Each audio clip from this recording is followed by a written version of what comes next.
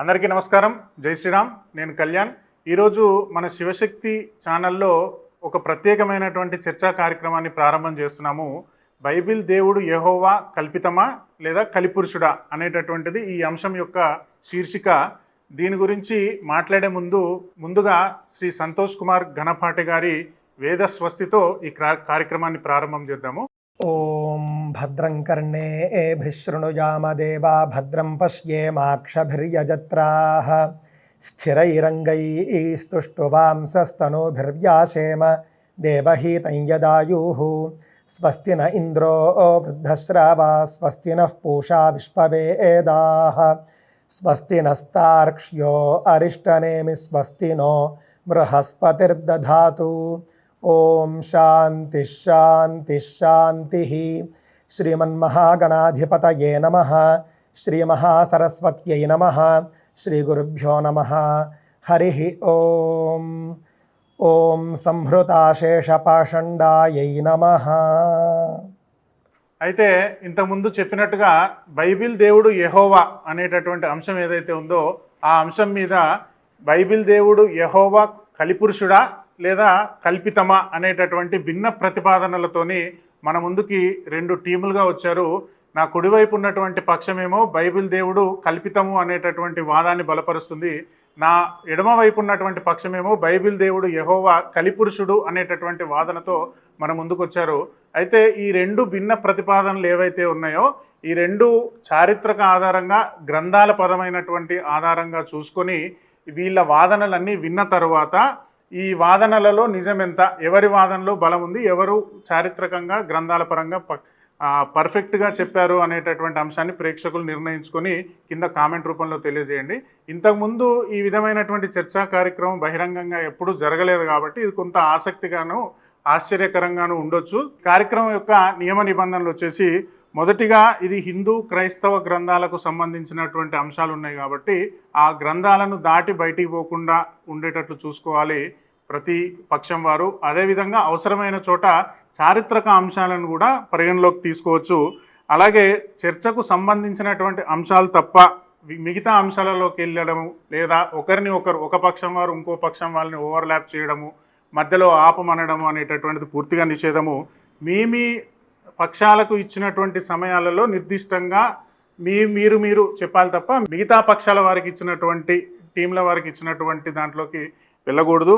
అదేవిధంగా పరుష పదజాలం చేయడం కానీ అవహేళనగా మాట్లాడడం కానీ చేయకూడదు. అదేవిధంగా ప్రతిపాదన నిర్దిష్టంగా స్పష్టంగా అర్థమయ్యే విధంగా ఉండాలి. ఇది విశ్వాసానికి సంబంధించిన అంశం కాదు కాబట్టి, ఇది మీ ప్రతిపాదనలకు సంబంధించినటువంటి అంశం కాబట్టి మా నమ్మకం ఇది అనేటటువంటి మాటలు ఈ చర్చా కార్యక్రమంలో రాకుండా చూసుకోవాలనేటటువంటిది ఇరు పక్షాలకు తెలియజేయడం అవుతుంది.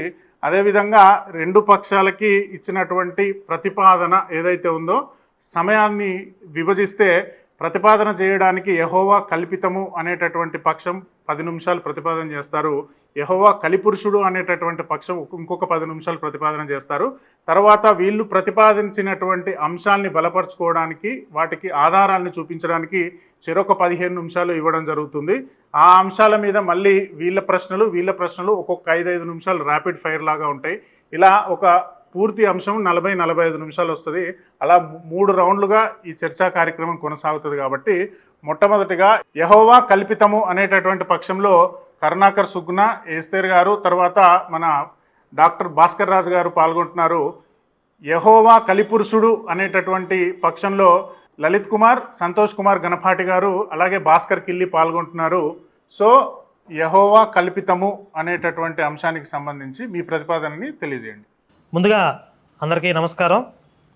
అలాగే ఈ చర్చా వేదికలో ఉన్నటువంటి మిత్రులందరికీ కూడా నా హృదయపూర్వక నమస్కారాలు, ధన్యవాదాలు. ఇక నేను ఈ ప్రతిపాదనలోకి వెళ్తే బైబిల్ దేవుడు కల్పితం అనేది అంశం.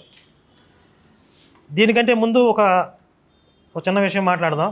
ఇటీవలే పాస్టర్ల మధ్యలో ఒక చర్చ జరిగింది.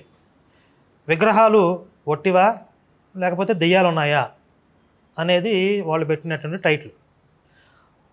మరి ఆ విగ్రహాలు అనేవి వాళ్ళ మతంలో ఉన్నటువంటి ఆచారాలకు సంబంధించినవా అంటే కాదు. మొత్తం హిందుత్వంలో ఉన్నటువంటి దేవతామూర్తుల్ని కూడా వాళ్ళు తీసుకుని మాట్లాడారు. అంటే హిందుత్వంలో ఉన్నటువంటి దేవతామూర్తుల గురించి వాళ్ళు ఏమని డిసైడ్ చేస్తున్నారు, అయితే ఒట్టివి లేదా దెయ్యాలు, ఈ రెండింటిలో ఏదో ఒకటి తేలుద్దాం అని చెప్పి కూర్చున్నారు. మేము వాళ్ళకలాగా మరీ అంత దిగజారకుండా, ఒకవేళ ఆ విధంగా దిగజారితే మేము కూడా ఎలా పెట్టేవాళ్ళం అంటే బైబిల్ దేవుడు సైకోనా శాడిస్టా అని పెట్టేవాళ్ళం.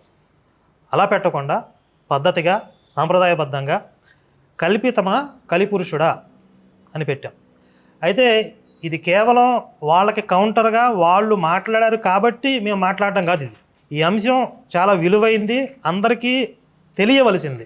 ఎందుకంటే ఒక కల్పితాన్ని పట్టుకొని లేదా ఒక నెగిటివ్ క్యారెక్టర్ని పట్టుకుని ఈయనే అసలైన దేవుడు, ఈయన నమ్మకపోతే లోకం అంతా నాశనం అయిపోతుందని చెప్పి మొత్తం అల్లకల్లోలం చేస్తున్నారు. ప్రశాంతంగా ఉన్నటువంటి హిందువుల్ని కానీ హిందూ ధర్మాన్ని కానీ వీళ్ళు ప్రశాంతంగా ఉండనివ్వకుండా మొత్తం అంతా గందరగోళం సృష్టించే ప్రయత్నం చేస్తున్నారు. కాబట్టి వాళ్ళు పట్టుకొచ్చి ప్రచారం చేస్తున్నటువంటి ఆ క్యారెక్టర్ గురించి వాస్తవాలు ఏంటనేది అందరికీ తెలియాల్సిన ఆవశ్యకత అనేది చాలా ఉంది.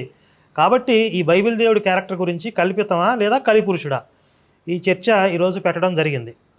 అయితే మా ప్రతిపాదన అయితే మాత్రం బైబిల్ దేవుడు కల్పితం అనేది మేము ప్రతిపాదిస్తున్నాం.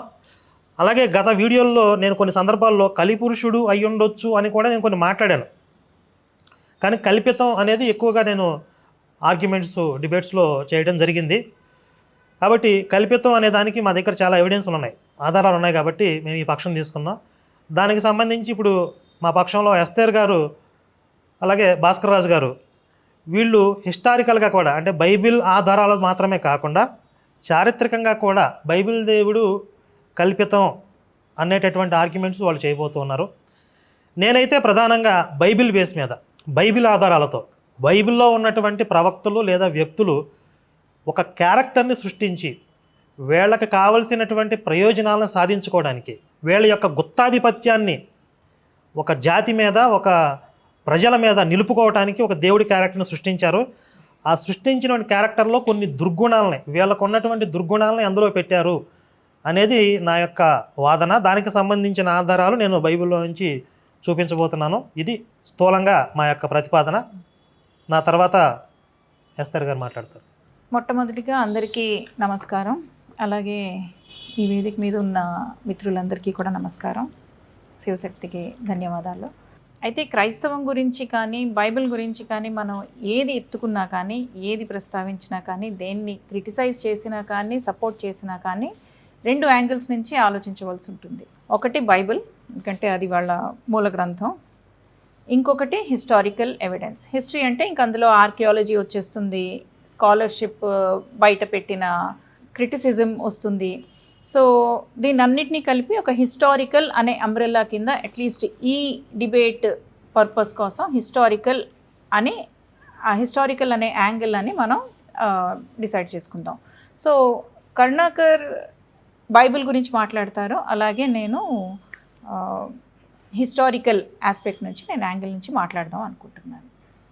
ముందుగా ప్రేక్షకులందరికీ నమస్తే. చాలా రోజుల తర్వాత శివశక్తి ఆఫీస్కి రావడం జరిగింది.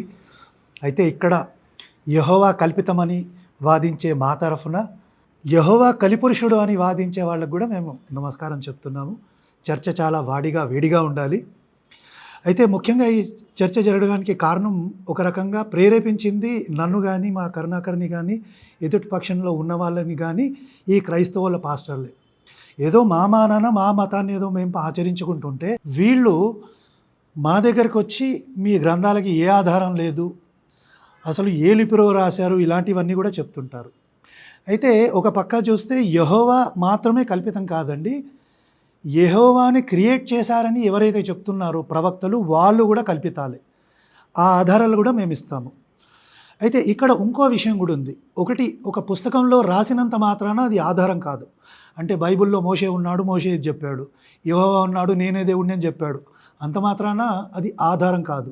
దానికి మా ఎస్తర్ గారు చెప్పినట్టుగా దానికి హిస్టారికల్ ఎవిడెన్స్ ఉండాలి, చరిత్రకారులు రాసి ఉండాలి, ఆర్కియాలజికల్ ఎవిడెన్సెస్, ఇంకా అదర్ సైంటిఫిక్ ఎవిడెన్సెస్ కూడా ఉండాలి. కానీ యెహోవా దృష్టితో, అంటే యెహోవా గురించి మనం పరిశీలించినప్పుడు యెహోవా కానీ ప్రవక్తలకు కానీ అసలు బైబిల్కే ఏ ఆధారం లేదు. అంటే ఇదంతా కూడా ఒక కల్పిత మతము అని మేము ముగ్గురం నిరూపించదలుచుకున్నాం. ఇక మా ప్రతిపక్షం వాళ్ళు యెహోవా కలిపురుషుడి అంశాన్ని ఎలా చెప్తారో మేము వినదలుచుకున్నాం. దాని తర్వాత మేము మా కౌంటర్లు ఇస్తాం. సరే, మా పక్షంలో ఇంకా టైం ఉంది కాబట్టి మా ఎదుటి పక్షానికి కూడా ఒక సూచన.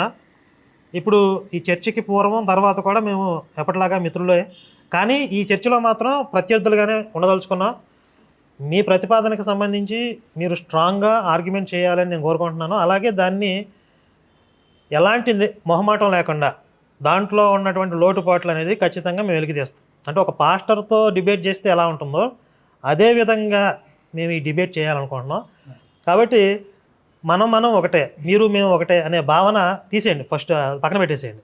ఇప్పుడు ఈ చర్చలో మీరు మాకు ప్రత్యర్థులు, మేము మీకు ప్రత్యర్థులం. కాబట్టి మీరు తీసుకున్నటువంటి అంశానికి బలమైనటువంటి ఆధారాలు, మ్యాక్సిమం ఇక ఇంతకు మించి బయటికి వెళ్ళి మాట్లాడడానికి ఏమీ లేదు అన్నట్లుగానే మీ ఆధారాలు ఉండాలి. అరే లేదు బయటికి వెళ్ళిన తర్వాత మిగిలిపోయిన కొన్ని పాయింట్స్ ఏదో చెప్పదలుచుకున్నా కానీ మొహమాటంతో చెప్పలేకపోయాం అని అసలు పాయింట్ రాకూడదు.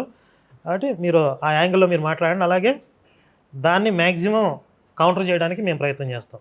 బైబిల్ దేవుడు యెహోవా కల్పితము అనేటటువంటి పక్షం యొక్క ప్రతిపాదన విన్నాము. ఇప్పుడు బైబిల్ దేవుడు కలిపురుషుడు అనేటటువంటి పక్షం యొక్క ప్రతిపాదన కూడా విన్నాము. మీరు స్టార్ట్ చేయండి. అందరికీ నమస్కారం. ముందుగా కరుణాకర్ తాలూకు అడ్వైజ్ లేదా ఛాలెంజ్ని మేము తీసుకుంటున్నాము. అలాగే కరుణాకర్ గారికి ఇంకొక మాట కూడా చెప్పాల్సింది ఏంటి అంటే, కరుణాకర్ గారు ఇన్నాళ్ళు చేసింది పాస్టర్లతోనండి, ఇక్కడ కూర్చున్నది పాస్టర్లు కాదు. ఆ విషయం కరుణాకర్ గారు కూడా మేము గుర్తు చేస్తున్నాము. అలాగే కరుణాకర్ గారు చెప్పే రిఫరెన్సెస్ విషయంలో కూడా కరుణాకర్ గారు బైబిల్ని పెట్టుకొని ఏ బుక్ అయితే రాశారో కరుణాకర్ గారికి ఓడించడానికి ఆ బుక్ సరిపోద్దని నేను గాఢంగా విశ్వసిస్తున్నాను. సో మాకు ఈ బుక్ చాలు. ఇకపోతే కలిపురుషుడునే యెహోవా అనడానికి మా తాలూకు రీజన్ కానీ లేకపోతే మా తాలూకు ప్రతిపాదన కానీ ఏంటంటే, దాదాపుగా ఈ యెహోవా అనబడేవాడు ఎప్పుడు వచ్చాడు ఈ బైబిల్లో, అలానే ఈ మోషే అనబడే ఆయన ఎప్పుడు వచ్చాడు అని మనం చూసుకుంటే, ఈ పాస్టర్లు అందరూ కూడా చెప్పేది ఏంటి అంటేనండి, దాదాపుగా ఈ భూమిలో ఈ సృష్టి ఏర్పడి దాదాపుగా 6000 సంవత్సరాలు అయింది అని చెప్తారు. మనం పూర్తిగా ఈ యొక్క టోటల్గా ఈ ప్రవక్తల తాలూకు మొత్తం వాళ్ళ తాలూకు ఎప్పుడెప్పుడు వచ్చారు ఈ భూమి మీదకి అనేది బైబిల్ ప్రకారం మనం క్యాలిక్యులేట్ చేసుకున్నా దాదాపుగా అంతే వస్తుంది. ఇకపోతే మన హిందూ సనాతన ధర్మం ప్రకారం చూసుకుంటే కలియుగం ఎప్పుడు స్టార్ట్ అయింది, అది శ్రీకృష్ణుడి నిర్యాణం తర్వాత స్టార్ట్ అయింది. సో అక్కడి నుంచి కూడా మనకి కలియుగం వస్తున్నట్టుగా ఉంది. అది దాదాపుగా 5000 సంవత్సరాలు దాదాపుగా అటు ఇటు ఉంటుంది. సో టైం కూడా కరెక్ట్గానే ఉంది.